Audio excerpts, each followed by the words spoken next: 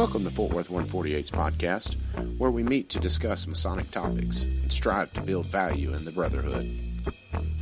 The opinions and statements of the participants do not represent any positions or stance of any Grand Lodge or Lodge and are solely the viewpoints of the participants.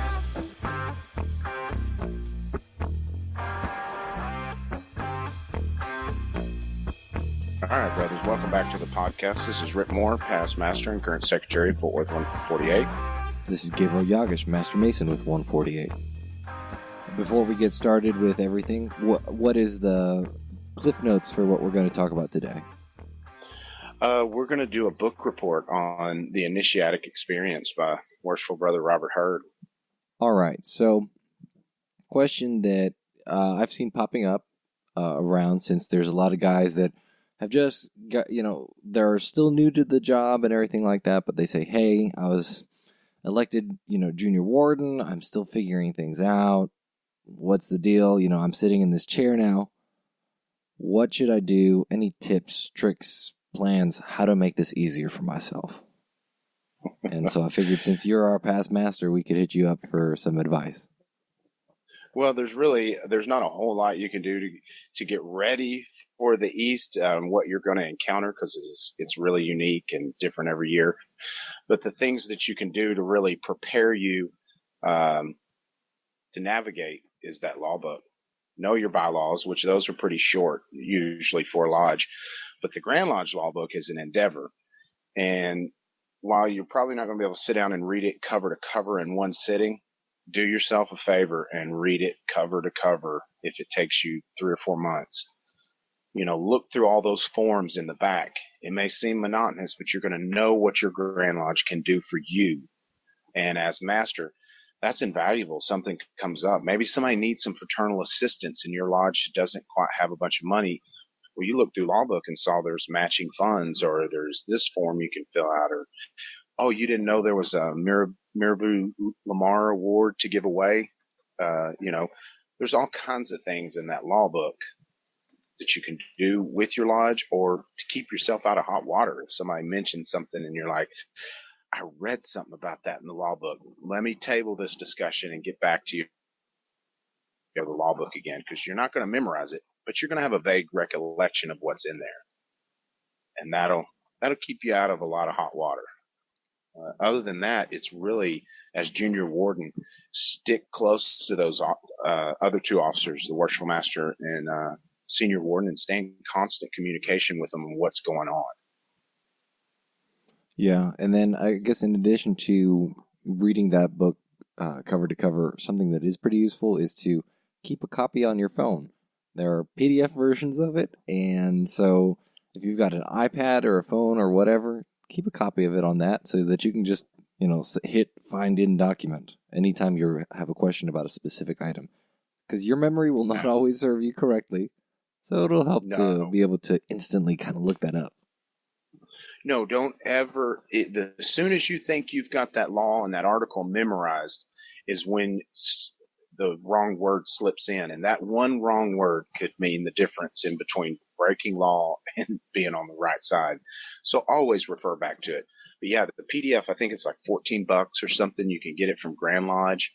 They mail you a CD, so you put it on your computer, then you're in your Dropbox, and bam, you've got it everywhere. So it's always with you. Yeah, and absolutely. I mean, it really is legalese, and I know that there's a purpose for that, but that, like you say, that one word can make a difference. So. Yeah, I mean, the difference between shall and should, it means you have an option or you don't have an option. So when you know that law and somebody asks you about it, you say, well, that's Article 412. Let's look it up again. I'm pretty sure this is what it says. But that way there can be more eyes on it, because a lot of it is, some of it has to be interpreted, and legally words mean things. They're there for a reason. Right. So the second question, that law book. Oh, sorry. No, I was just going to say, know your law book. Any Master Mason, but especially that Junior Warden. All right. So the second question that I had was about buying, and I'm trying to remember this one from memory because somebody asked it to me, what you feel about buying stuff for Masonic organizations that you don't belong to, or maybe non-Masons buying stuff that's Masonic in nature, you know. How do you feel about, I guess, maybe buying paraphernalia for groups that you don't belong to, whether it's you as a Mason buying appendant body stuff or a non-Mason's buying Masonic stuff? What's your take on that? I'm pretty loosey-goosey on that. If it strikes your fancy and you want to spend the money on it, by all means, you know. But if it's like a lapel pin or something that signifies your membership, you shouldn't wear it. You know, Right. If you want to grab it and put it in your personal collection because you thought it was cool and it stays on a shelf, that's great, you know. I think of like the Knights Templar swords that you see all the time, and eBay, antique shops. It would be hard if I'm a teenager, love swords. Those are ornate, cool looking. Then I wouldn't want to buy one, and I don't have a problem with that. Yeah, the swords especially are quite fun. You know, exactly. Well, it's hard not to get down with swords. You see.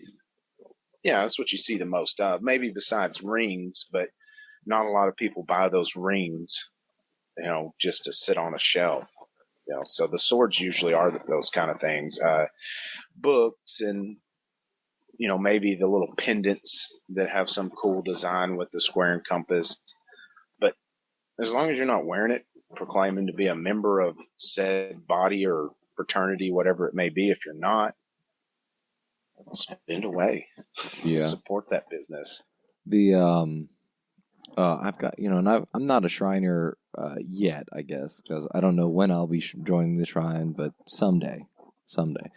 But I do have a bunch of, you know, Shrine fezzes that I bought because they were like each $3 or $4 on Goodwill's website. And I saw that and I said, that's kind of cool. I kind of want one. And so, you know, I'm not a member of any of these groups. They're not, you know, if I joined a Shrine, it would be Masla Shrine.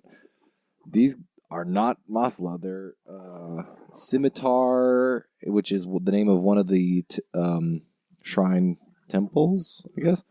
And then the other one I can't remember, but they're, you know, not from here. One of them is like from Idaho, I think. And I have also a little Shrine square and compass, star, crescent, and scimitar pin that's really cool, but it's also got the name of, it's like Arabia or something like that. And so it's not even my local one. So, but I just love it because it's kind of interesting stuff. Yeah, and it might very well start a conversation with a visitor you have at your house one day. If nothing else, it'll keep you inspired to join that if you wanted to one day, you know. So I don't see how that could be a bad thing when it's for your own personal cool factor, you know. Just thinking, hey, that's pretty cool. Yeah, the cool factor doesn't necessarily hurt. Exactly. I mean, if you like it, buy it. All right, so let's get on to the main subject of today, which is the book report episode. I like that's what we're calling it. Well, you know, I didn't know what book review, book report, you know, because I'm not necessarily reviewing it because it's a great book. Any brother that takes the time to write a book to enhance the craft, automatically, it's going to be a great read, you know. So I highly recommend it. You can pick it up on Amazon for less than $20, so it's not expensive at all. Right, and it's just a great. For anybody that forgot overview. What it's called, it is the Initiatic Experience by Robert Hurd. And so we mentioned that earlier in the episode, but just in case you forgot. Yeah, and the best way is just pull up your Amazon app, search Robert Hurd, and boom, first thing is the Initiatic Experience, because it always tries to autocorrect Initiatic. Right. The phones don't like that for some reason. And I'm pretty sure that's an actual word, but I had to add it to my Google like lexicon or whatever. Yeah. So grab you a copy of it, and I think it's a great read for any level. If you're interested in the craft, you know, if you're not even a Mason, it's going to give you a great overview of kind of what we're aspiring to do. But the thing that I loved about the book the most is that he points out, the process of the initiatic experience and how we're lacking in the aspect of preparing our candidates to be initiated. You see it less and less every day, but you see it in lodges where they come in, somebody wants to petition before they leave. They've got one with all the signatures they need. All they got to do is fill it out, bring their birth certificate, and bada bing, will get you voted on and get you initiated. And that candidate, a lot of that experience is pulled away when that process, is just wham, bam, thank you, ma'am. Yeah, and he says he includes, when the preparation, not just us preparing him, but also us trying him or testing him as well, is kind of what he hits on. Yeah, and we've touched on that quite a bit in former podcasts, the importance of, for lack of a better word, having them feel they've earned the right to be a member, to even petition to be considered a member of this lodge, that there is a process to it. They always appreciate it. Just the other day, we had a guy that joined our lodge by affiliation. And before we voted on him in lodge, a couple of us had called members of his old lodge and talked to him about him and vetted him a little bit. And he thought that was the coolest thing. He is sold now. He's like, this is where I want to be. I love that you guys are taking this serious. Yeah, and I'm a big fan of the idea of investigating affiliate members as well as new candidates, because and we've hit on this before. We always hit on this, but you really can't guard the West Gate too closely. You can. That's it's exactly always right. good. And guarding it closely doesn't mean that you're not letting anybody in. It just means that the people that you do let in, you are very certain of who they are. Yeah, I mean, you've got to hold a standard. You can't build something in particular and then just let anybody and everybody in the door. They got to be willing to participate in what you're doing. But they've got to build up to that and feel that, hey, there's something special going on here. And in order for them to have that kind of experience. And including the waiting period and all that, that's kind of part of that ceremony almost, because it's like a musical rest note. Nothing is happening, but you're deliberately not doing anything, kind of, except things are happening, just not for the candidate at that time. There's a great line. It's one of the first lines in the book. It's in the intro chapter, where he says, I'll begin with a simple definition of initiation from the Columbia Encyclopedia as it relates to our subject. The transition and attendant ceremonies, such as ordeals and rites involved in passing from one state or status to another. And that is on page 11 of the Initiatic Experience. But I like that he focuses on it's the ordeals or rites. So, part of that waiting period, it's a little bit of an ordeal, and deliberately so. Absolutely. And there's a line right after that I want to get into. Before we do, I just wanted to kind of give everybody a layout of the book, because it goes through ancient initiatic experiences there's a whole list in the table of contents, from Sufis to Kabbalah down to the very last to Freemasonry. So it gives you a great overview of how this initiatic experience has been going on for so long and how they achieve that. And then tie it all into Freemasonry, because like in the next line, it talks about the Latin definition, that it's it's the verb,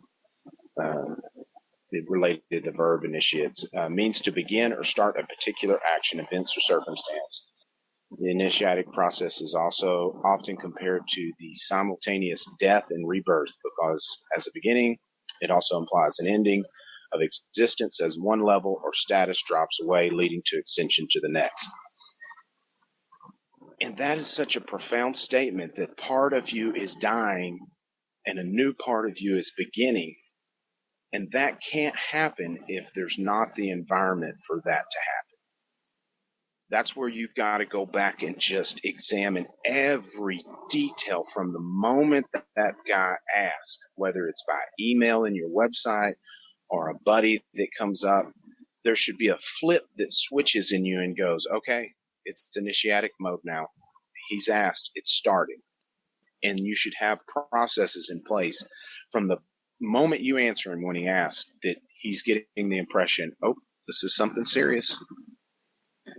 So letting them know that there's a process. It's hard. It's an endeavor. It's not an overnight thing. You don't pay for membership. There's a whole myriad of ways you can go through it, and in the end, let them know guys like me have done it. So you can do it, but it's hard work. Yeah. And I like how you put that, where even from the moment he asks, we should have a procedure in place. And I feel like that's actually really a good idea, You got it, because if they're asking you, they're already sold, so you don't have to tell them how awesome George Washington was or Ben Franklin, that they were Masons and, fraternities founded on our forefathers. All that's out the window. It becomes his deal now, and you make it his thing, to where he knows that if I go forward with this, I've done step one, but if I can continue to go, I'm going to have to invest a lot into this. And while you may say he's investing into Freemasonry, if you're doing it right, he's investing in himself. You may have to sacrifice time and go to lodge, do degrees and all that kind of stuff, but it should lead you down a path that makes you a better man, which makes you A, happier, which is the most important thing, and B, probably more successful monetarily. Because if you're thinking right and clicking on all cylinders, you can bleed that right into your professional life. That's probably true. And then I guess one thing that I would caveat people against is one thing that I heard a lot as an entered apprentice is you get out of it what you put into it, which is true, but it's not what you want to be telling the uninitiated, and it's not what you want to be telling entered apprentices, because, as somebody who was not long ago, who was very recently an entered apprentice, EAs don't know what the hell they're doing, and that's okay, right? Because that's not meant to be hurtful or anything like that. It's just the truth that we've only given you part of the puzzle, and this is true for fellowcrafts as well, and for brand new Master Masons. You get out of you get out of it what you put into it is very true for masters, for Master Masons, because we've given them all the tools. Now they can go wholeheartedly with everything that they have into this effort. But, as entered apprentices and fellowcrafts, they're still in the learning process. So it's not our job to tell them, you got to put the work into it and then you get out of it, because we are still very much shepherding them along the process. So just in case you guys thought of telling that to your new guys, please don't. It is...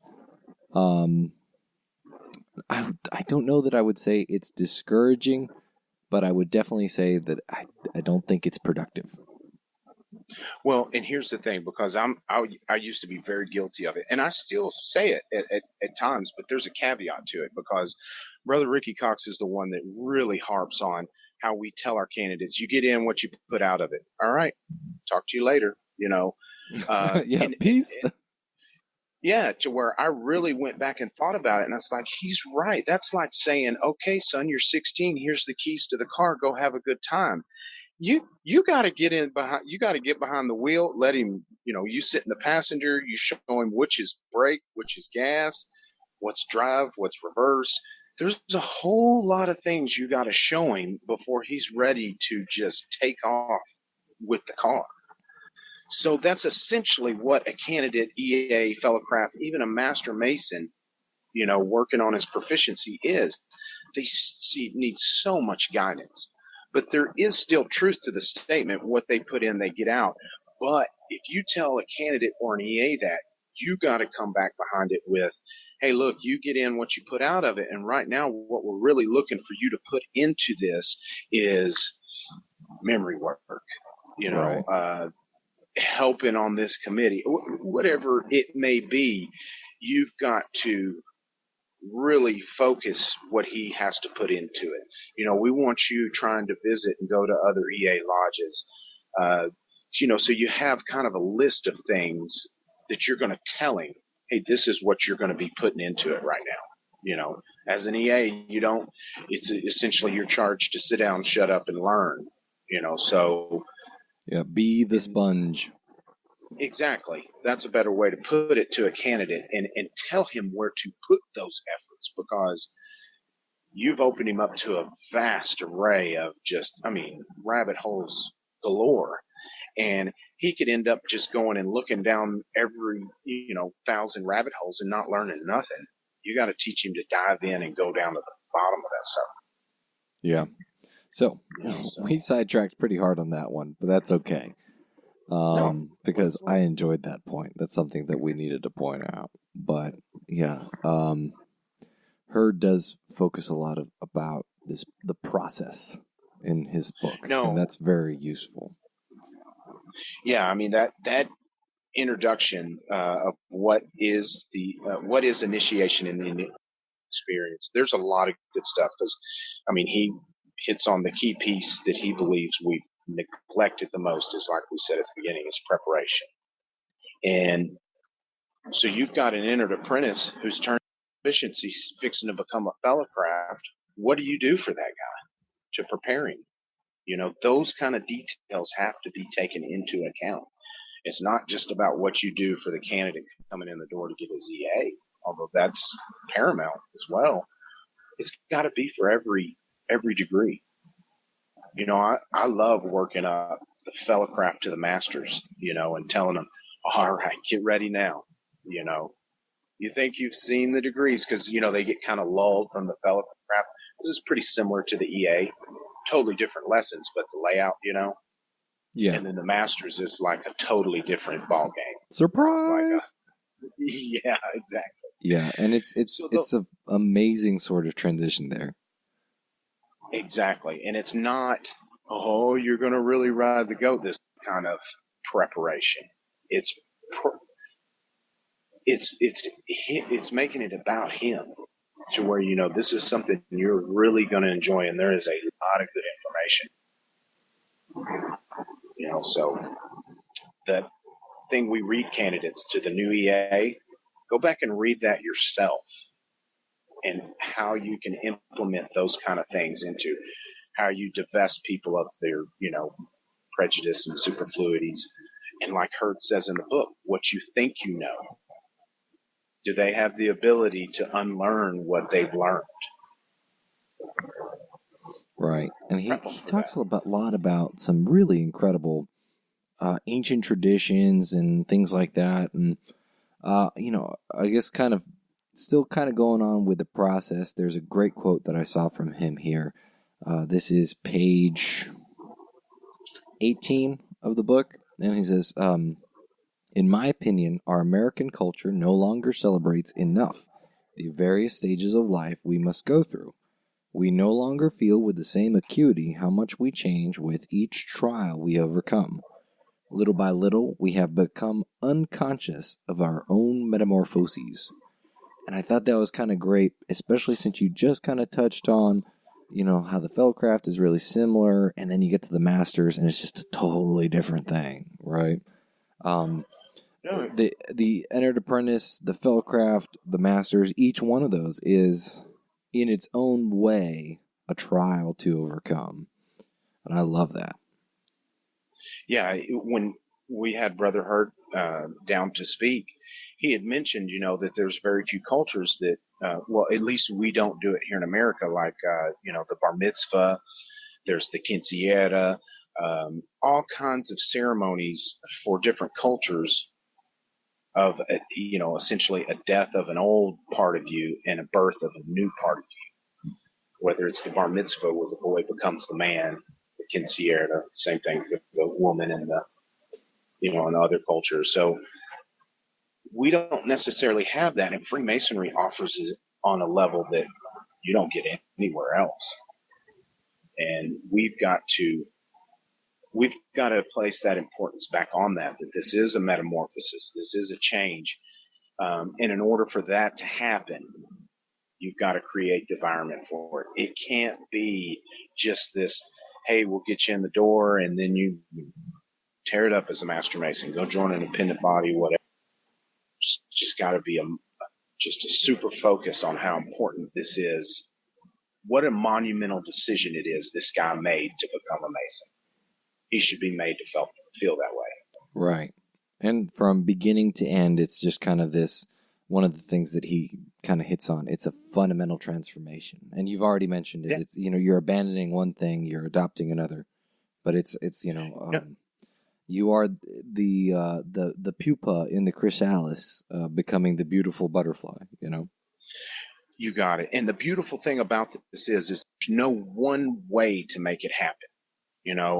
We get caught up on, we see a lodge successful with it. And then it's like, oh, well, that's how you do it. We're going to mimic that. And what worked there doesn't work in another part of the country, much less a part of the neighborhood. So Robert Hurd had told us that Enlightenment Lodge, they have to wait a year in between degrees, a year to petition. And don't quote me on this because I'm not for sure, but I know it was an extended amount of time. And then when he is initiated, there's a big deal. There's a limo rented. They go pick him up in a fashion that's a little scary. They just know he's going to be there. They're going to be there that day. They don't know what time, so they have to wait. There's a lot of things that they just examine every detail to make it more special. And I don't think the purpose is to mimic them exactly, but do the same thing. Right. When and that guy, if you find a way to convey that energy, and the plagiarism is the best form of flattery, right? Or I guess imitation is the best form of flattery. But you got to make sure that kind of jives with what your lodge is doing, in terms of, is this the way that you can convey that sense of energy, that changing motion, right? So there's definitely things that we've taken in, from other lodges, and we've done in our lodge, because we realized, hey, this probably works, and then there's things that we tried that was met with some friction because maybe it doesn't work, or maybe the guys that are in there don't feel that it doesn't work. But either way, it was not conducive towards enhancing that energy, towards directing that energy of the initiatic experience. That's exactly right. I mean, because I don't want to discourage people from going out and finding out what's worked for other lodges, because what it should do is not inspire you to mimic them exactly, but inspire you to how you can retrofit it for your lodge and make it work, or remind you of a detail that you've overlooked. And it's like, oh, we could do that, to add a little chutzpah to the whole thing. And after you do that about 50 to 100 times, this becomes something special. And then you continually build upon it to where whether this candidate likes it or not, if he goes through the process, he will have an initiatic experience, and he'll be changed for life. And you were a part of it. What greater work is there? And it's so much fun to be part of that. We had a master's degree recently where, you could see around the room, everybody was smiling, right? And that's one of the things that I love about that. When you look around the room after a degree and everybody's got just the biggest cheese-eating grin on their face, that it worked, that everybody had a good time, but it was also kind of, and the candidate is just left there going, because his brain is still frying. Man, that's one of the best feelings ever. Everybody gets something out of it, especially the candidate, but everybody has to, I think. If you're doing it right, you will, because when you see in that candidate's eyes that you've made a change in his life, if that doesn't make you a happier person or a more fulfilled person in that moment, you're stone cold, man. Yeah, what are you doing? When it comes to working on ritual, there's a great quote that Hurd has in his book, and I think it's on page 146, and it's about accuracy of ritual and all of this. But he says, "The exactness of words used was, in my mind, and still is the least important element about the ceremony. What is of far greater importance is the ability of the initiator and those working the degree as a group to permeate energy and emotional force into the degree, so that what is done and said to the candidate penetrates his heart, mind, and awakens certain truths in his spirit. And so kind of we've been talking about the energy of what you're doing in Lodge and all of this stuff, and I thought that was a great way to kind of look at that like, hey, maybe you're not going to get it word perfect, but if you're still having that same effect, try, obviously, you kind of want to shoot for word perfect or whatever, because that's how the ritual is or whatever, but as long as you can get the same effect and everything, that's what counts. Well, and I think, because really and truly, especially when this book came out, Masonry, I know in Texas in particular, but really across the United States, it was coming down to two factions, and one of them was that this was all based on doing a word perfect ritual. And that was the cornerstone of what the Initiatic Experience was about. Experience was even included in that conversation. It was just our only point. That's what it had to be. And we've kind of, if you go around the state now, we're finding even ground on that to where people want to do perfect rituals, but they understand, for lack of a better term, it's a detail of the whole process, that there is something bigger than doing this ritual word perfect. When we do our floor school, we practice for when we mess up because we know it's going to happen, but we don't want the candidate to know there was a goof, because it's about him, not about us. Yeah, and if you can roll with the punches, I mean, that's great. And like you said, we practice for screw ups to happen. When you're doing ritual, when you're doing floor school, you need to be practicing. Okay, what if the candidate says this, or what if somebody falls? What if the candidate trips? What if the senior deacon trips? Right, things like that. So you got to work on all those kind of all things of the Murphy's Law events. You got it. So I think, really what Robert Hurd was trying to sum up in that statement is that, that the ritual work, while it is important, there's something deeper there, that you can do a word perfect ritual. And if it's done robotically, that candidate's not going to get much out of it. It's about transferring that energy, like you mentioned earlier, from us to him. And that there's more to that than doing word perfect. That's part of it. So don't quit doing your floor school or think that they're less important. That is a very important detail, one of the biggest details to the whole process, but there's something bigger to it. Right. And there was, he's got another quote on that. The true power of a ritual is energy transmitted from a person to another person experiencing it. And that's on page 46. And so if you have no energy in your delivery, you're not, I wouldn't say that you're not initiating, but you're not initiating well. But yeah, you're right. And there's different schools on the idea of being word perfect. I love hearing word perfect delivery that is also delivered with emotion and well and everything like that. But there are some schools of thought that say you have to be word perfect because otherwise you are not properly conveying the initiation, whatever ritual you might be engaging in. Their whole idea is that some schools of thought are more ritualistically oriented, where the wording is part of the ritual, and then others are more experienced based, and those are, the wording is there, it's important, but it's not specifically part of the ritual itself. So when you understand the initiatic experience and you understand that it starts as a little snowball and builds bigger and bigger and bigger, you know that if you do a ritual on somebody and everybody's clicking, everybody's hitting their lines perfect, they're saying it right, you're saying it right, you can feel that snowball starting to fill the room, that energy, that, so to say that word perfect is not important, that's not true at all. But to say it's the most important thing is equally not as true. There's something more that's added in there, and it's just detail after detail. Those all add up to something big. But I know when we do a good ritual, we're giving each other the proverbial high five after the degree's over, and we feel great. Like, yeah, we just knocked that out of the park. Heck yeah.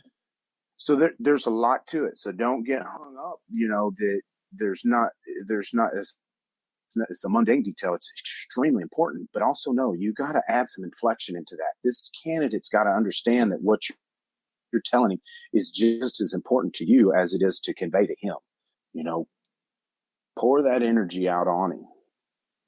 Right. And it's easy to do when you go through and dissect it and you're like, well, okay, in my part, what am I trying to convey to the candidate? So you know where the emphasis goes, where to pause, where to add that little flair. Can't add words, but you can use the proper rhetoric to pause, add significance, de-emphasize, re-emphasize, all with your voice and tones and things of that nature. And as long as you've got the candidate, kind of touching back more onto what he covers in the book, as long as you've got the candidate asking questions and finding answers, then you're golden, And I mean, that's not something that he said, just to be clear, but that's kind of my take on it. No, and I read this book, and to say I took anything out of it and put it into Lodge, there might be a thing or two out of there. What it did for me is it built up a huge ball of inspiration to re-examine what we do and how to make it better, because to see the lineage of it and how far it goes back and how long it's been done, very similar to almost identical to what we do. It's like, this is crazy, man. There is something to this. And because one of the things that he talks about is, Brother Hurd talks about the ancient initiate schools of Egypt, so ancient Egypt, ancient Greece, whether it's the mystical priesthoods of Egypt or if it's the mystery schools of the ancient Greeks.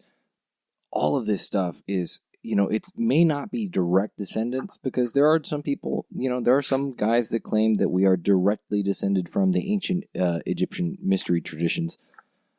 They're free to claim that, but realistically speaking, that's probably not necessarily the case. But we definitely take huge amounts of inspiration there, and we are trying to accomplish similar things. Ultimately, most all initiatic orders that are esoteric in nature are trying to accomplish the same thing, and that, answer big questions. And so he's got a passage in page 21. We, of course, do not know the first time that the human consciousness asked the question, "Who am I?" However, we do know that it was more than 3,000 years ago, since an answer to that very question is engraved in stone in the ancient temple of Luxor, built about 1500 BCE in Thebes, Egypt. The human body is the house of God. That is why it is said, "Know thyself." And so we've been asking these kinds of questions, and that's not the only question, but we've been asking these kinds of questions for a long, long time. And Brother Hurd traces that all the way from the ancient Egyptians to the ancient Greeks to the Rosicrucians and the Kabbalists and everything. It's amazing because you start seeing, all these dots start to get connected, The chapters that he's got, I'm going to read off a chapter list, and it's introduction, the ancients and human nature, Egyptians, the Eleusinians, Pythagoreans, Hermeticism, the Sufi, the end of the ancient world, alchemy, the Templars, Kabbalah, Rosicrucians, and finally Freemasonry.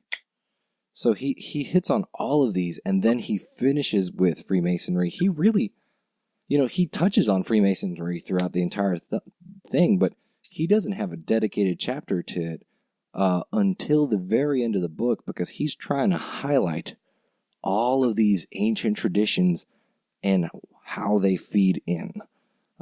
Because that's kind of important. Maybe we're not direct descendants of these, but we do take ideas from those, and it's important to recognize that because that helps us understand what we're doing better. And how to go about it better. Because I loved in some of the older mystical rites how they would just put you through a myriad of emotions, as we should do in our degrees. We try to make it lighthearted and make the candidate as comfortable as possible. Are you feeling okay? Don't be nervous. All those kind of things, to where in these ancient mystery times, they might put you in a hole and you didn't get food or water for 3 days and you were put on the brink of death. Can we start doing that? That might be kind of fun. And while we can't necessarily throw them in a hole for 3 days, you can take them through a myriad of emotions. And if you really break down any one of the degrees, you can go from nervous, anxious, scared, because fear should play a part of this. Absolutely, there should be some fear in it, because we all fear the unknown. And that's one of the important parts of, we say we're lighthearted and comfortable and stuff like that, and we're not that way all the time. In fact, I would say that Fort Worth Lodge tends to gravitate towards dead serious for most of our degree work. That's, we tend to be dead serious, but leading up to that, we're lighthearted and everything like that. We want to make them know that they're going to be safe, because once they know they're safe, we have free reign to impress upon them in a very lasting and substantial manner the lessons. And I'm telling you, because I've been here to see the whole progression, and we literally have taken that common gavel and chiseled away piece by piece to where it used to be completely a lighthearted, nonchalant kind of deal, to where we started getting more and more and more serious. And we started seeing the difference in the candidates after the degrees and after they got through it all and their participation, that the more serious we made it, and the more emotions we made them feel in that degree, the more tightly they were bound to us. And the proof was in the pudding for us. So we are continuing to add to that, on every little detail. We're just taking them one at a time. We're at the point now to where we're really cleaning up our ante room and making it, putting in a darker light, a lower light, and just small stuff that's adding up to such big results.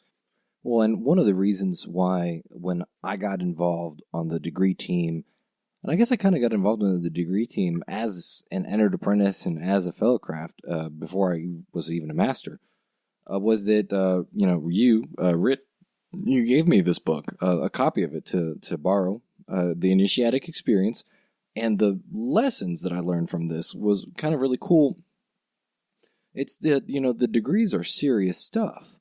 One of the, going back to the ancient Greek mystery schools and everything like that, one of the quotes that I have from Hurd's book is, and this says page 50.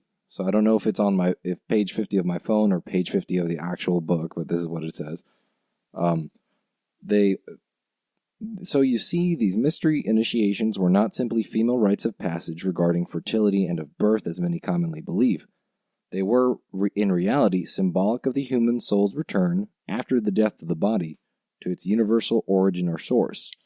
Their meaning touches on the spiritual bond between humans and the bond between individuals and nature, and the bond between humanity and the divine, such as many of our dramatic degrees do in Freemasonry.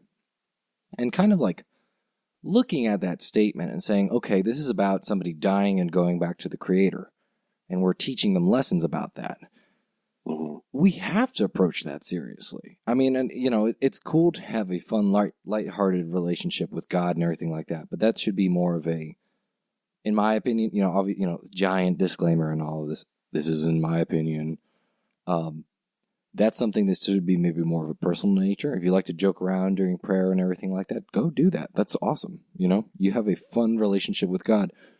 But when we are trying to talk to somebody, a candidate, we're trying to quote unquote talk to them through to the degree about death, about their relationship with God, about the return of the soul to the Creator, everything like that. That should be dead serious, because it's a dead serious matter, no pun intended. I mean, you're exactly right. And you really, I don't know how you could argue the fact that the more serious you take this and the more attentive to detail, that it doesn't become more special to the candidate. I mean, there's no argument. It's there. It's just the hard truth is it takes a lot of work.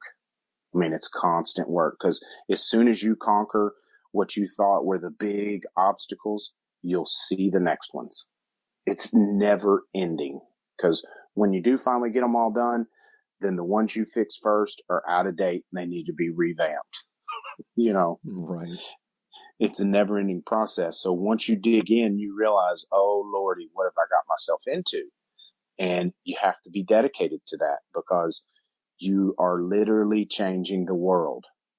You may not feel that way because it happens one man at a time, but at the end of your Masonic career, if you were dedicated to it, you've changed 60, 70 guys' lives at the least.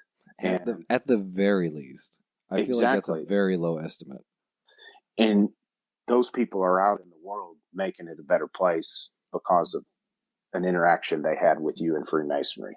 And that's why when people ask me, I've had people ask me, what Freemasonry is, and I have a longer version of this it's part of an elevator speech, but the one sentence breakdown for me, even shorter than an elevator speech, is Masonry is the organized effort to save the world one man at a time.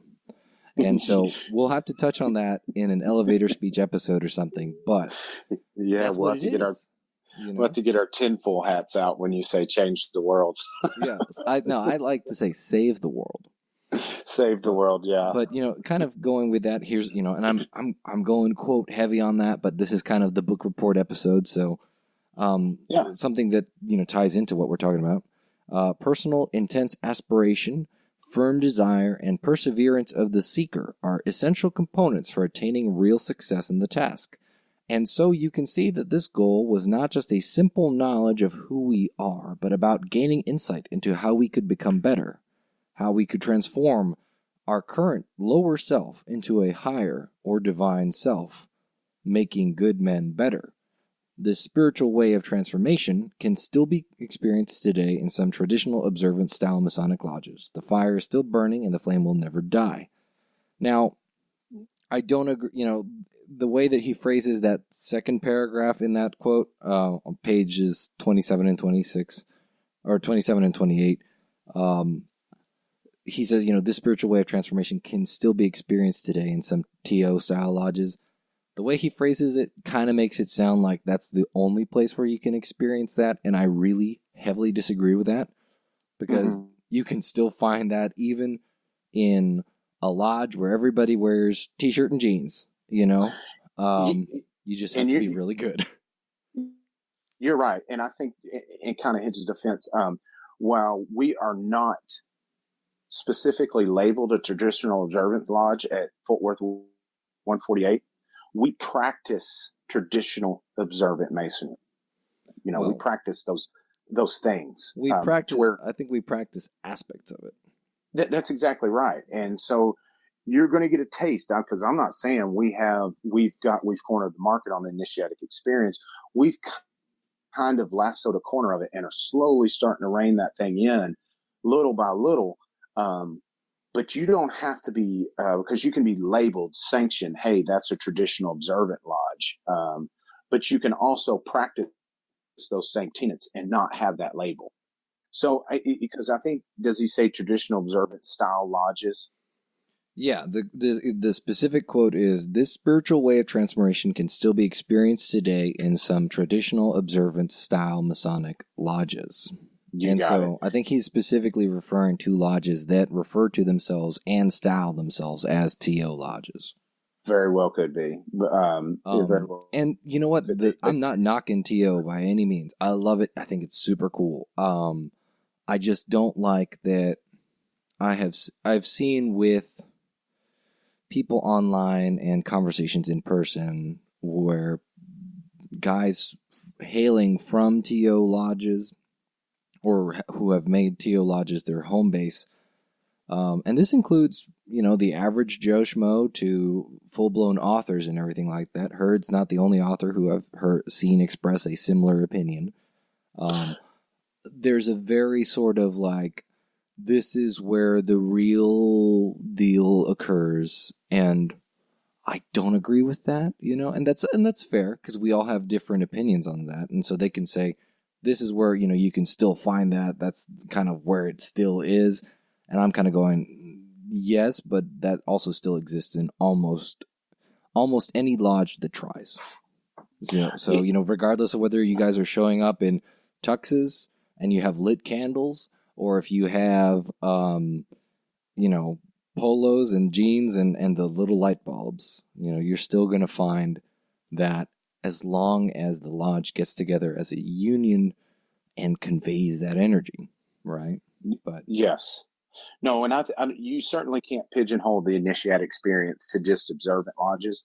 You can't pigeonhole it to Freemasonry. You can have an Initiatic Experience just in your day-to-day life. Something may happen. You have that aha moment, and a part of you's dead because you see things new. So it can happen, but you can recreate it, and it is going to take some, the way things were done. I know when I first joined in the early 2000s and late 90s, you're not going to get an Initiatic Experience the way things were going by and large in Masonry. The majority of lodges, it was all about membership, still is to an extent. Absolutely. And I think that the constant push and obviously Grand Lodge disagrees with this, but the constant push and hunger for membership, I think, is damaging us quite a bit. There's nothing wrong with being proactive about replacing your ranks. There's nothing wrong with being concerned about sustainability, especially when it comes to who's going to carry these lessons on. But the constant haranguing drive of, we are losing members, we need to replace this, I feel like that's hurting us in the long run, because like you say, it leads to focusing on something else. Well, and here's where I come to terms with all of that, is that we have to know what our roles are and how the hierarchy's set up, because Grand Lodge shouldn't be in charge of doing our Masonic education. They shouldn't be in charge of the culture in our lodge. They should be in charge of membership and how to navigate those. Their website should be geared towards the public. They should be putting out, for lack of a better term again, some kind of marketing campaign to show the world what Masonry is all about. Not recruiting, but just putting the word out. Do you hear that? That's the sound of thunder and lightning coming down. Well, and that no, I'm kidding. But yeah, that you're should right. be their role. But I don't think we're fulfilling our end of the bargain, because we're putting all the problems off on Grand Lodge, to where the majority of the problems start with each individual lodge. And a great example is the TO movement, to where they changed the face of Masonry in America with this TO movement. But there was a large faction of people that fought it tooth and nail for the simple fact that they felt like that their version of Masonry was being attacked. Not that they could be a Mason and learn from something from the TO movement, but that they felt like they were being attacked, like my Masonry is going to go away now, or whatever it may be, or those are just elitist Masons that think they're smarter and doing something better. Elitist is one thing that I have heard leveled about TO lodges, and it's actually something that I've heard labeled at us as a lodge. I once actually had somebody tell me that not just what we were doing in lodge, not just Fort Worth Lodge, but that specifically me, that I am an elitist. And I was just like, wow, thanks. Here's the thing. and here's the thing is that I'm sorry that you feel that way, but we've got something going on here. Do you want to learn from it, or do you want to ridicule it? Do you want to practice the tenets of Masonry, or do you want to be a part of the problem?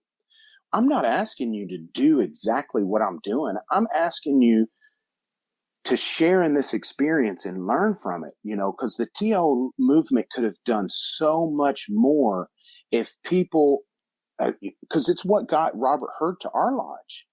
Is that I got interested in the TO movement a few decades ago, and eventually led down the path and realized he was connected to it, if not one of the granddaddies of it, and was like, I need to get this guy to our lodge to see what we can implement here to make 148 better. Yeah. I knew that we weren't going to wear tuxes like the lodge that he attends there does. I knew we weren't going to rent a limo to go pick up our candidates. There were a lot of things we weren't going to do, and I knew there was a lot of things we could do. If nothing else, we could take a little bit of that inspiration or a little bit of that spark from that TO movement and put it in our fire and build our fire bigger. And that's kind of what we're hitting on. Hey, if you find something casual that's on the opposite end of TO that you like and you think works in your lodge, go grab that. If you find something in the TO movement that that looks cool and you like that, go grab that. If you look at something that you see in another Grand Lodge's jurisdiction, where like maybe, maybe it may, I'm treading on thin ice here. But if you see something like that Le Droit does, or that one of the ones that we don't have recognition with, and maybe you stumbled across a manuscript of some kind, and you see that and you go, hey, this is still kosher. This doesn't violate ritual, and it's still kosher, but like I kind of like this approach, and maybe we can adapt ours safely to this, and you think it'll be beneficial, go do that. There's a lot of flexibility with written stuff. Our Bible presentations, our ring presentations, our apron presentations, all that, there's a lot of flexibility because it's not part of ritual. And as long as you're not breaking the rules, do what works for you. And so in our lodge, there's one guy that knows the On Yonder book charge, and we also call it the Canadian charge, depending on where you're at. So when he's there at lodge that night, he does the On Yonder book charge when we present the Bible. And there's, when he's not there, then our backup plan is the Bible lecture from chapter, because that's not a tiled piece of information. It's, written down, it can be given, and we can use anything we want for the Bible presentation as long as it's, within reason. And so that's kind of our backup plan. Both of those are beautiful pieces. And we looked at other groups, said, okay, the Canadians do this. Okay, they use that charge there. I've heard that seen in other jurisdictions. I saw this in chapter and I really like that. And as long as it all kind of works towards the energy of that, then go grab that. And Hurd talks about something similar in his chapter where he discusses the end of the old world. Basically after the fall of the Eastern Roman Empire in 1453, I think. I'm not looking at my phone right now, but the Constantinople falls, the Eastern Roman Empire finally collapses, and ancient Greek knowledge just floods into Europe. Because that barrier is finally broken down. And what they discovered was that they were able to merge all of these Enlightenment movements with old mystery knowledges. And the way he phrased it is cool. I don't remember the exact phrasing, but he talks about it like a phoenix rising from the ashes. And so I think that what we're seeing here with the TO movement and with the push towards esotericism and the people digging down into the deeper meanings of stuff, while still trying to have a good time, they're trying to fill their lives with something that's more meaningful than television and video games, which, hey, I enjoy those quite a bit, but they're looking for something more, they're looking for something deep, and they're looking for something fun. And there's all sorts of movement in Masonry right now that are kind of coalescing together, or maybe rising up separately or whatever. But we're seeing this, and I think that's what, we're seeing that phoenix coming back. We've been kind of playing in the ashes for a little while, and all of a sudden this big bird shows up, and we're all kind of freaked out. It's come to that. I mean, because those kind of movements, whether the TO started out and realized what it was going to do across the United States, we're finally starting to tune out all these negative Nellies the best we can and focusing on these, the real issues and the real things that we're missing. I mean, because we've got a freaking pot of gold when it comes to Freemasonry, especially in the current state of affairs that this world is in. And we don't even realize it. We're looking at it like it's a, pot of copper or something. Yeah, take that hunk of lead and transmute it. Yeah, I mean, because we have something really, really special if we just geek out and make it special. It's really going to take you outside of your comfort zone. It's not something you do every day. You're not trying to create an initiatic experience in every moment of your life. So it's going to take you out of your comfort zone. It's going to take some practice, some meditation, some study, some more practice, some research. Lots of practice. Yeah. So you really have to be committed to this thing. And, the thing that I hate to see is when something comes along that is so profound and so full of inspiration, like the TO movement, when people start ridiculing it with things like, oh, they're elitist, it's like, give me a break. All right, what if they are? What can we learn from them? Who gives a rat's patootie? Are they doing good things for good men? Oh, they are? What are they doing? Mm-hmm. You got it. What can I learn from that and retrofit it into my lodge and my own personal experience? Because, Brother Hurd and Brother Porter, two of the TO granddaddies, if you will, huge Masonic inspirations in my career, directly and indirectly. I mean, they're just massive pillars in the community.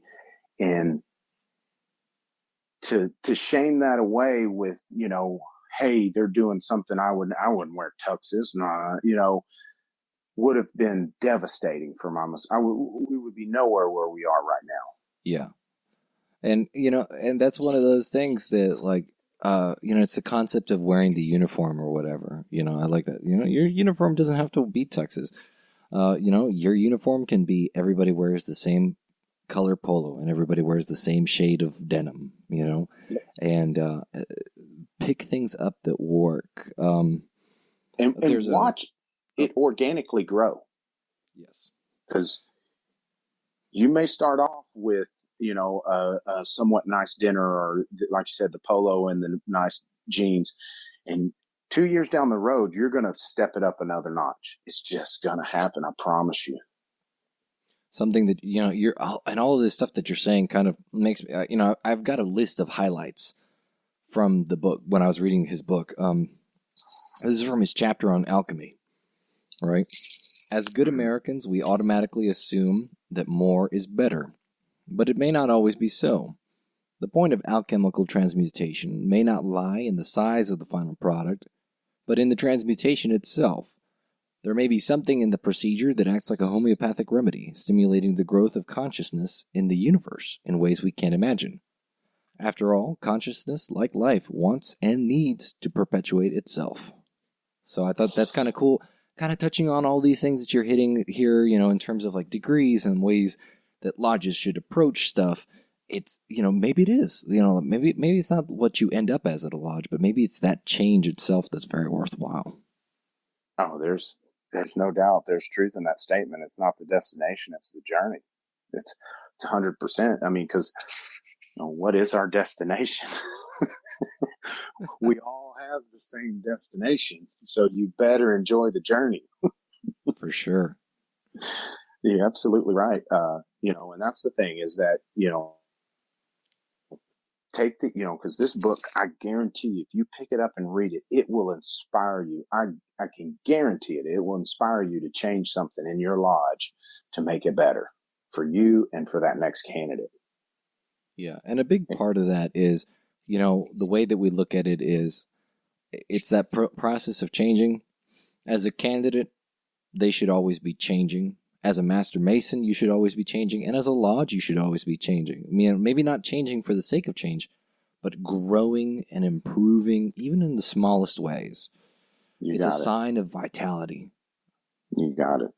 Yeah, and While, like I was talking earlier about changing the light bulb in the anteroom to something a little dimmer, may seem mundane, those things add up, so figure out what it is in your lodge that you can do to start adding up, because it's there.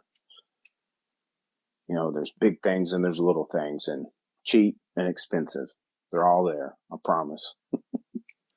All right, Rhit. So, kind of in closing, what's your minute take on this? So, one of my favorite lines in the books is sometimes this requires unlearning what we think we know.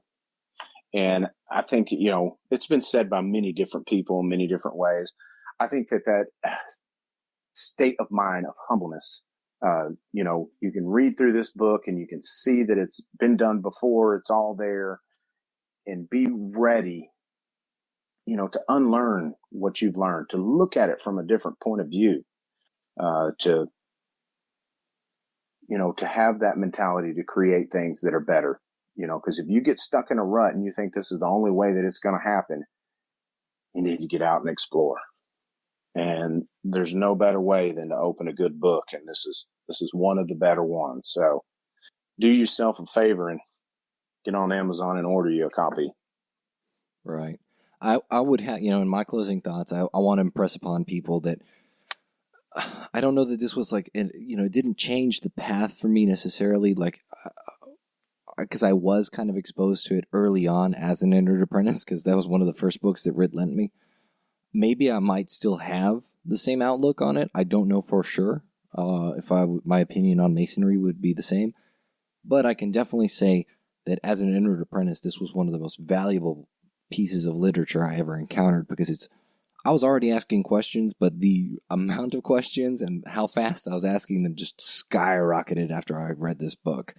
And I mean, I was harassing all sorts of past masters and officers going, what does this mean? What does that say?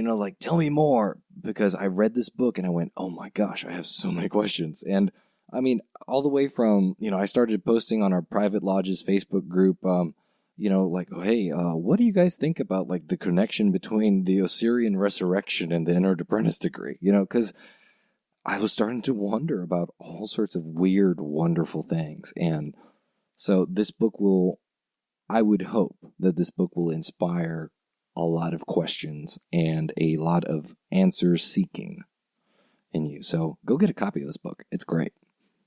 Yes. So get a couple copies. Yeah. This couple copies, yeah, to hand out at lodge. But in this week's Fraternal Quote, it would be inappropriate to end with anything other than a quote from the book. So this is the last paragraph from the book. We are, in effect, continually beginning a new path and a new quest. I know that through continued education and attention to conferring a complete, positive, and sublime initiatic experience, we can transfer positive, inspiring energy. In doing so, it will allow ourselves and our candidates that communion with the divine by opening them up to the mystery within them. And that is what I believe has always truly been the purpose of the initiatic experience of Freemasonry. And, as you know, that is a quote by Brother Robert Hurd from his book, The Initiatic Experience, which you should all buy on Amazon or in your local bookstore. Yes, absolutely. So, raving reviews, obviously, from these two very esoterically minded guys. Rhit and I are a little bit biased. So no, and if you've got the means at your lodge, contact Brother Hurd and see if you can't schedule a time for him to come out and speak, because you want to talk about a 180. He came and spoke and he left, and things changed at our lodge so drastically and so fast. I mean, just gave us inspiration to do so many different things, and we've been pulling the trigger left and right. So highly recommend the book, and if you get him down to your lodge, or you get to where he's speaking, go check him out. Rock and roll. This is Rhit Moore signing off. This is Gabriel Jagush signing off.